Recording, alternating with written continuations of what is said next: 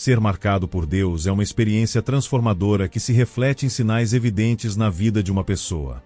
Esses sinais não são meras coincidências, mas manifestações da graça e do chamado divino. A Bíblia nos mostra que aqueles que são marcados por Deus vivem de maneira distinta, refletindo seu caráter e seus propósitos.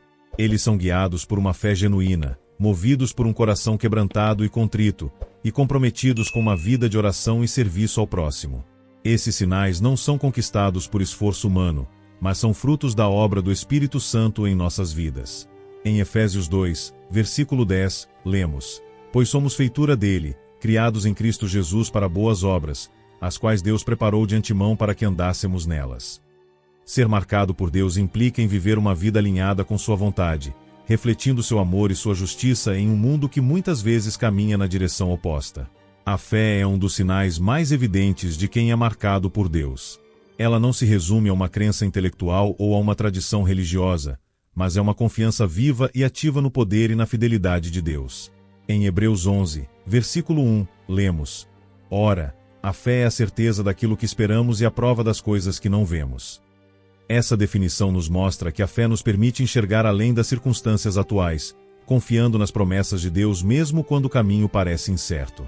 A fé transformadora é aquela que nos leva a agir, mesmo quando as circunstâncias parecem desfavoráveis.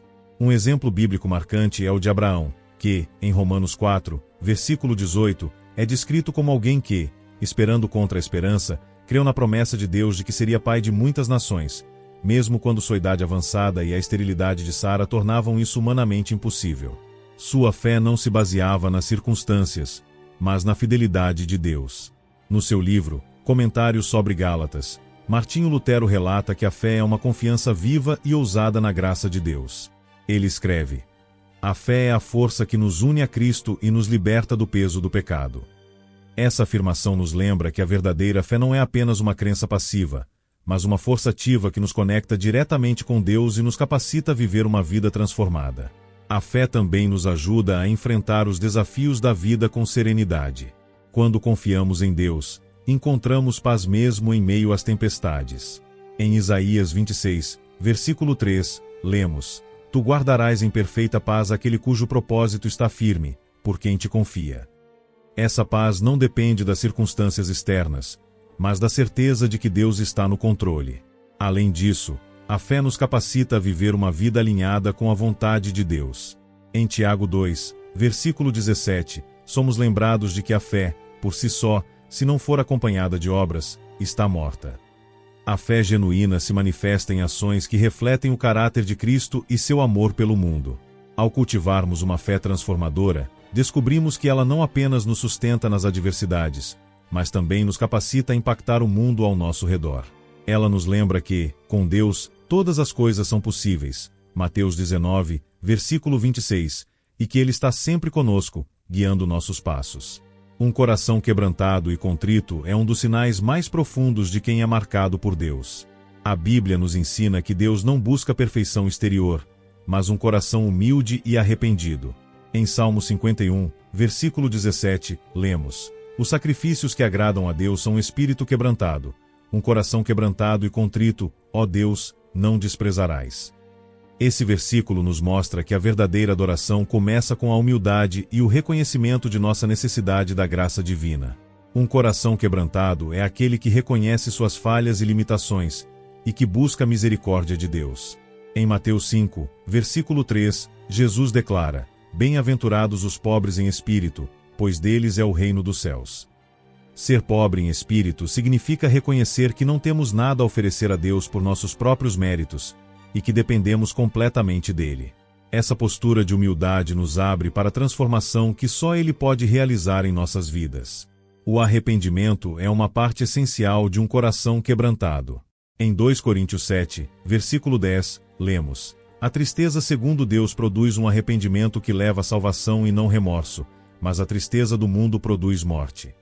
O arrependimento genuíno não é apenas um sentimento de culpa, mas uma mudança de direção, um voltar-se para Deus com um coração sincero. Um coração quebrantado também é sensível à voz de Deus. Em Isaías 57, versículo 15, o Senhor diz: Pois assim diz o alto e sublime, que vive para sempre, e cujo nome é santo: hábito no alto e santo lugar, mas hábito também com contrito e humilde de espírito, para dar novo ânimo ao espírito do humilde e novo alento ao coração do contrito. Essa promessa nos lembra que Deus está próximo daqueles que reconhecem sua dependência dele, e que ele os fortalece e restaura. Além disso, um coração quebrantado nos capacita a amar e perdoar como Cristo nos amou e perdoou. Em Lucas 7, versículo 47, Jesus diz: "Portanto, eu digo, os muitos pecados dela foram perdoados, pois ela amou muito. Mas aquele a quem pouco é perdoado, pouco ama." Quando reconhecemos o quanto fomos perdoados por Deus, somos movidos a perdoar e amar os outros de maneira genuína. Ao cultivarmos um coração quebrantado e contrito, descobrimos que ele nos aproxima de Deus e nos prepara para receber sua transformação. Ele nos lembra que, em nossa fraqueza, sua graça se manifesta de maneira poderosa. 2 Coríntios 12, versículo 9. A oração é um dos sinais mais claros de quem é marcado por Deus. Ela não é apenas um ritual religioso, mas uma expressão de dependência e intimidade com o Pai Celestial. Em Filipenses 4, versículos 6 e 7, somos encorajados: "Não andem ansiosos por coisa alguma, mas em tudo, pela oração e súplicas, e com ação de graças, apresentem seus pedidos a Deus. E a paz de Deus, que excede todo o entendimento, guardará os seus corações e as suas mentes em Cristo Jesus." Essa passagem nos mostra que a oração é o meio pelo qual entregamos nossas preocupações a Deus e encontramos a paz que só Ele pode oferecer. A oração reflete nossa confiança em Deus como provedor e sustentador de todas as coisas. Em Mateus 6, versículo 8, Jesus nos lembra: "O Pai de vocês sabe do que vocês precisam, antes mesmo de o pedirem." Isso nos ensina que a oração não é sobre convencer Deus a agir, mas sobre alinhar nossos corações com sua vontade e reconhecer nossa dependência dele. No seu livro, A Liberdade do Cristão, Martinho Lutero relata que a oração é uma expressão natural da fé em Cristo. Ele escreve: "A oração é o respiro da alma, o meio pelo qual nos conectamos com Deus e experimentamos sua graça." Essa afirmação nos lembra que a oração não é apenas um dever, mas um privilégio que nos permite estar em comunhão constante com o Criador. A oração também nos ajuda a discernir a vontade de Deus. Em Tiago 1, versículo 5, lemos: "Se algum de vocês tem falta de sabedoria, peça a Deus, que a todos dá livremente, de boa vontade, e lhe será concedida." Quando oramos, buscamos não apenas respostas para nossas necessidades, mas também a sabedoria para caminhar de acordo com os planos de Deus. Além disso, a oração nos fortalece espiritualmente. Em Efésios 6, versículo 18, somos exortados: "Orem no Espírito em todas as ocasiões, com toda oração e súplica. Tendo isso em mente, estejam atentos e perseverem na oração por todos os santos." A oração nos prepara para enfrentar as batalhas espirituais e nos mantém firmes na fé, mesmo em meio às adversidades. A prática da oração também nos ensina a ser gratos. Em 1 Tessalonicenses 5, versículo 17 e 18, lemos: "Orem continuamente. Deem graças em todas as circunstâncias, pois está é a vontade de Deus para vocês em Cristo Jesus." A gratidão nos ajuda a enxergar as bênçãos que já recebemos e a confiar que Deus continuará agindo em nosso favor. Ao cultivarmos uma vida de oração, descobrimos que ela não apenas nos conecta com Deus, mas também transforma nossa perspectiva. Ela nos lembra que Ele está no controle de todas as coisas e que podemos confiar nele em cada momento. O amor e o serviço ao próximo são sinais inconfundíveis de quem é marcado por Deus. A Bíblia nos ensina que o amor não é apenas um sentimento, mas uma ação que reflete o caráter de Cristo em nós. Em 1 João 4, versículo 7, lemos: "Amados, amemos uns aos outros, pois o amor vem de Deus. Todo aquele que ama é nascido de Deus e conhece a Deus." Esse versículo nos mostra que o amor genuíno é uma evidência do Espírito Santo em nossas vidas. O amor ao próximo é um mandamento central na vida cristã. Em João 13, versículo 34, Jesus nos diz: "Um novo mandamento lhes dou, amem-se uns aos outros. Como eu os amei, vocês devem amar-se uns aos outros."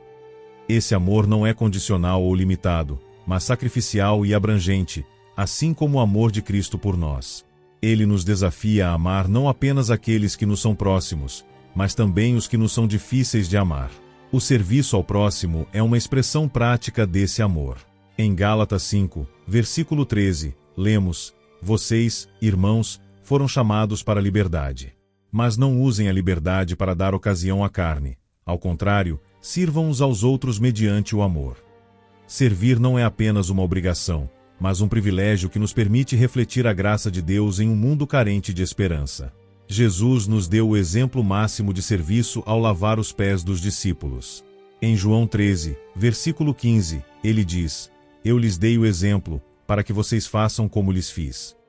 Esse ato de humildade nos lembra que o serviço não é sobre grandeza humana, mas sobre disponibilidade e disposição para colocar as necessidades dos outros acima das nossas. O amor e o serviço ao próximo também nos ajudam a construir pontes e a promover a unidade. Em Romanos 12, versículo 10, somos exortados: dediquem-se uns aos outros com amor fraternal. Prefiram dar honra aos outros mais do que a si próprios. Quando amamos e servimos, demonstramos que o reino de Deus não é feito de palavras, mas de ações que transformam vidas. Além disso, o amor ao próximo nos lembra que somos parte de um corpo maior. Em 1 Coríntios 12, versículo 27, lemos: "Ora, vocês são o corpo de Cristo, e cada um de vocês, individualmente, é membro desse corpo."